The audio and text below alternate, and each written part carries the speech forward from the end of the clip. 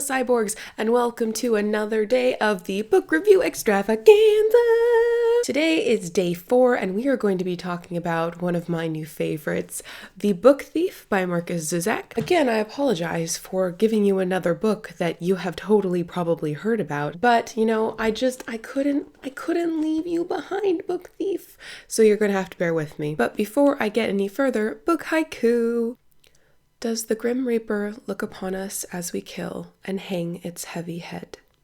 So for those of you who don't know, this is a World War II historical novel, historical fiction, where Liesel Memminger is a young girl of about 12 and she's relocated during the war. I can't quite remember. I think her parents are still alive and I think she has a brother, but for some reason they've been separated. And she comes to live with this couple and is taught a lot of things about reading and books by the father figure that becomes in her life. She also has a friend named Rudy that she plays around with. But the reason why this book is so spectacular in my eyes is its commentaries about reading and books and the importance of them, and also because this is a World War II story from a German perspective who were anti-Nazi, but who still very much had to interact with the Nazi party, or else they would have been killed and put in concentration camps along with the Jews and Roma people and homosexuals and everyone else that Hitler and his party decided was unworthy. This was the first World War II novel that I had read, and I've read quite a few,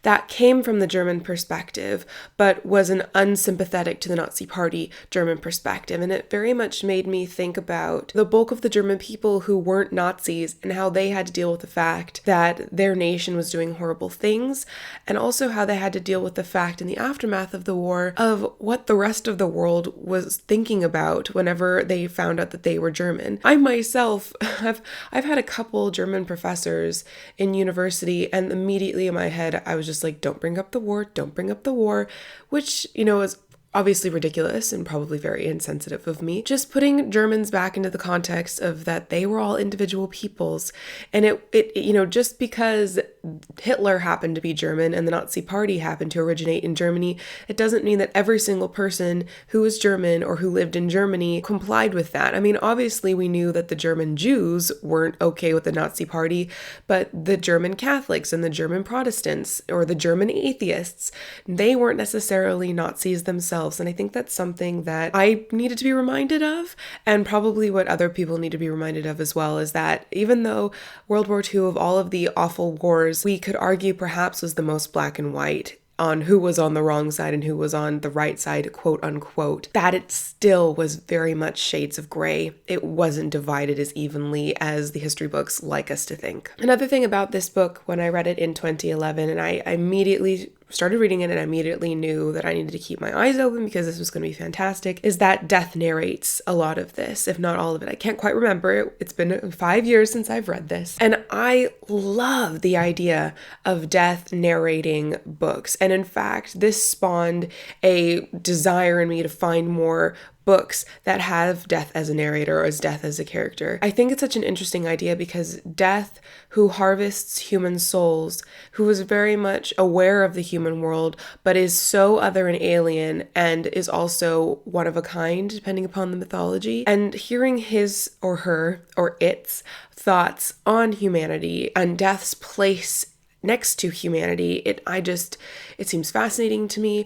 I'm really fascinated about death culture and death mythology, so that also comes into play as well about this world's death mythology. In The Book Thief, if I remember correctly, death carries these people's souls, and I think the souls are different colored, and the ones, especially the people who were murdered at the concentration camps, their souls were so light because their bodies were so emaciated and destroyed. This death, from what I remember, is very sympathetic, very disappointed at the amount of souls he's having to reap, but it's his job and that's his existence. So he's not riling against it or revolting, but just, I remember this death to just be full of sorrow, just like, it's a shame. That sentiment just is his whole world, just, it's a shame. Even though he's the creature, the person who harvests the souls and I guess makes it so the person is actually definitely dead, he doesn't take pleasure in his job. He definitely respects human life,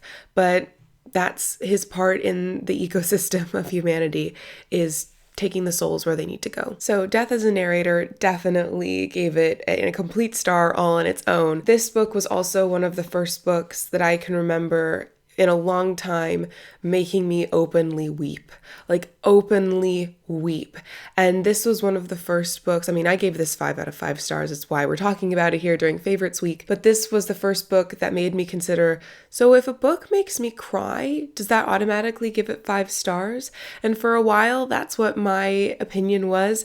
But recently I've decided that emotional response can be manipulated. So it's not necessarily due to the writing and the craft of the story. However, that's The Book Thief was a 5-star read even before it made me openly weep. But I'm not a big crier. I normally, like every couple months, will have just like an inconsolable evening.